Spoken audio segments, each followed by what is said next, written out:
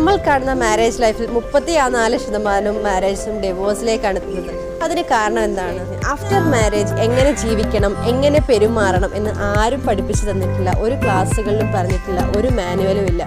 അവരവർക്ക് തോന്നിയ രീതിയിലാണ് പോകുന്നത്. അതുകൊണ്ടാണ് ഈ ഡിവോഴ്സ് കേസുകളുടെ അളവുകൾ കൂടി വരുന്നത്. അതായത് സ്നേഹം, കരുണ, എങ്ങനെയാണ് സ്നേഹിക്കേണ്ടത്, എങ്ങനെയാണ് റെസ്പെക്റ്റ് ചെയ്യേണ്ടത്, നമ്മൾ ഏത് സ്റ്റാൻഡിലാണ് നിൽക്കേണ്ടത്, നമ്മൾ എന്താണ് നമ്മുടെ മാരേജ് ലൈഫ്, അതിൻ്റെ ഒരു പൂർണ്ണ രൂപം എന്താണെന്ന് കൂടി അറിയുന്നില്ല. അതുകൊണ്ട് ബിഫോർ മാരേജ് നമ്മളൊന്ന് അറിയാൻ ശ്രമിക്കുക.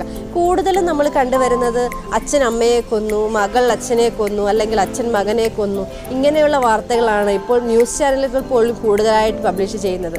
ഇതൊക്കെ കേട്ടിട്ട് നമ്മൾക്ക് എങ്ങനെയാണ് നമ്മളുടെ ലൈഫ് സന്തോഷത്തോടെ കൊണ്ടുപോകാൻ കഴിയുന്നത്? അപ്പോൾ നമ്മുടെ ലൈഫ് മോശമായി ഡിവോഴ്സ് ആയിട്ടുണ്ടെങ്കിൽ നമ്മൾ ഒരിക്കലും നമ്മളുടെ പാർട്ട്ണറെ അല്ല കുറ്റപ്പെടുത്തുന്നത്, നമ്മൾ തന്നെയാണ് അതിൻ്റെ റീസൺ. അതുകൊണ്ട് നമ്മൾ ഓക്കെ ആകാൻ ശ്രമിക്കുക. നിങ്ങളുടെ പാർട്ട്ണറെ കുറ്റപ്പെടുത്തുന്നത് ഇതോടെ നിർത്തിക്കൊള്ളുക. ഐ ആം പെർഫെക്റ്റ് എന്ന് നിങ്ങൾക്ക് പറയാൻ സാധിക്കുമെങ്കിൽ നിങ്ങളുടെ ലൈഫ് നിങ്ങൾക്ക് ഹാപ്പി ആയിട്ട് മുമ്പോട്ട് കൊണ്ടുപോകാൻ കഴിയും. Be happy always.